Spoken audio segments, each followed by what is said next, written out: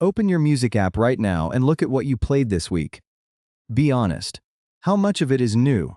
Not new to the world, new to you. A song you'd never heard before.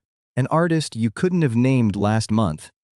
For most people over 30, the answer is almost nothing. The same albums, the same playlists. Songs you found 15, 20 years ago, playing on a loop that quietly closed behind you. Here's the strange part. You didn't decide to stop. There was no day you woke up and said, "That's it, I have all the music I'll ever need." But somewhere along the way, the door swung shut anyway. And researchers have actually found the age it happens. On average, the search for new music doesn't fade slowly across your life. It stops. Around age 33. This is the story of why. And it has almost nothing to do with music. Let's start with how we even know this. In 2015, a data researcher named Ajay Kalia was working with the listening histories of millions of Spotify users. He wasn't studying age at all, until a pattern jumped out of the data. Teenage listeners lived almost entirely inside the current charts. In their 20s, people drifted steadily away from the mainstream, exploring further and further out. And then, in the early 30s, the drift just flatlined. People stopped moving. Whatever they were listening to at that point became, statistically, what they would listen to from then on. Kalia gave the phenomenon a name that should be more famous than it is: music paralysis. 3 years later, the streaming service Deezer surveyed thousands of listeners and found the same cliff from the inside. People reported their peak year of discovering new music was around 24. By their early 30s, most had stopped almost entirely. 60% admitted they mostly replayed the same songs over and over. And when asked why, they gave the most relatable set of excuses in science. No time. Too many other demands. Overwhelmed by the sheer amount of choice.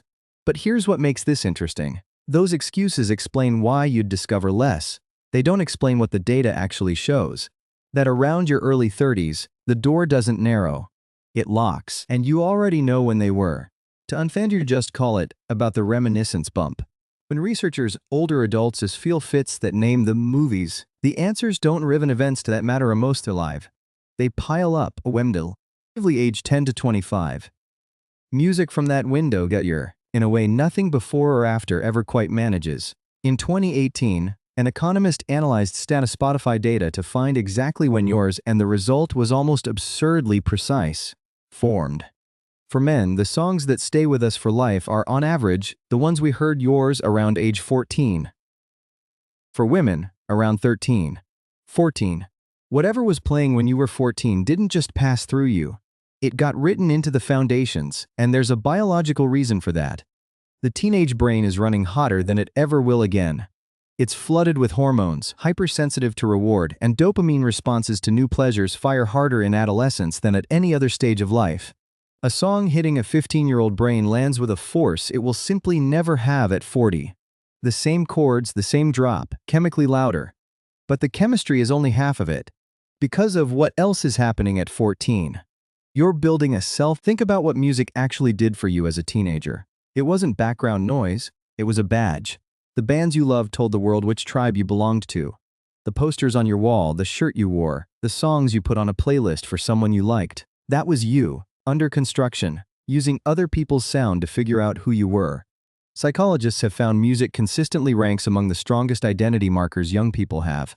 Teenagers judge who they can be friends with by their taste, because taste isn't decoration at that age, it's information. So your brain didn't file those songs under entertainment, it filed them under self. That's why a random song from your teens can ambush you in a supermarket 20 years later and flatten you with feeling, while the global #1 hit from last month slides off you like water. The old song isn't better, it's structural, it's load-bearing. And now the lock starts to make sense. Through your teens and 20s, the identity project is open. New city, new people, new versions of you, and a soundtrack being auditioned for every one of them. Then, around your early 30s, for most people, the project ships. Career, partner, place, sense of self. The construction site closes, and your brain, ruthlessly efficient, switches off the machine it no longer needs. The search for new music was never really a search for music. It was a search for you. When that search ends, so does the other one. Which brings us to the part almost nobody wants to hear. Every generation, without exception, reaches this point and reports the same conclusion. Music got worse. It used to mean something. Now it's all noise, all the same, all manufactured. And every generation is wrong, in exactly the same way. Your parents said it about your music. Their parents said it about theirs. People said it about Elvis. About jazz before him. If music had genuinely declined every time a generation turned 33, there would be nothing left by now. What actually declined wasn't the music, it was the chemistry of the listener. The 14-year-old brain that made songs feel like revelations grew up, calmed down, and finished building the self those songs were auditioning for. Music was better in my day is the most common illusion in culture. And the honest translation is, I was more alive to it in my day.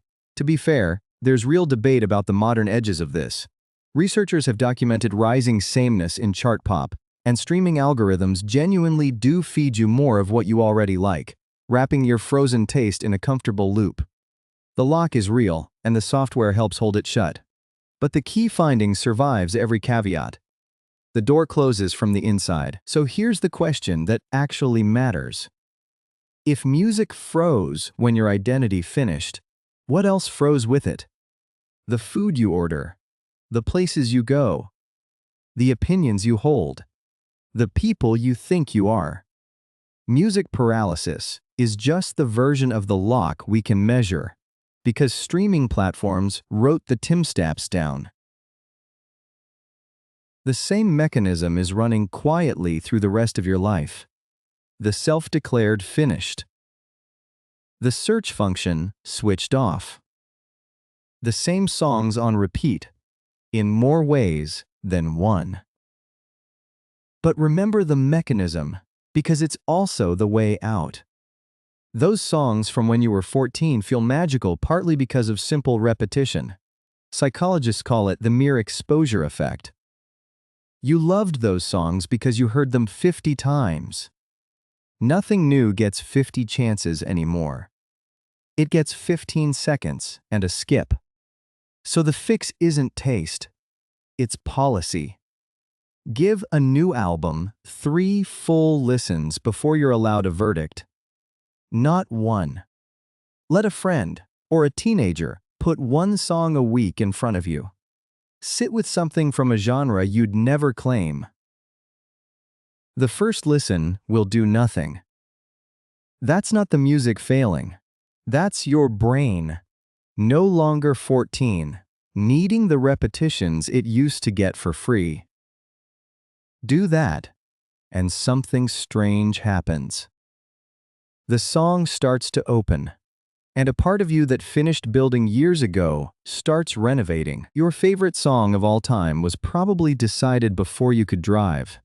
It doesn't have to stay that way. Somewhere out there is a song you haven't met, and a version of you that only exists on the other side of it.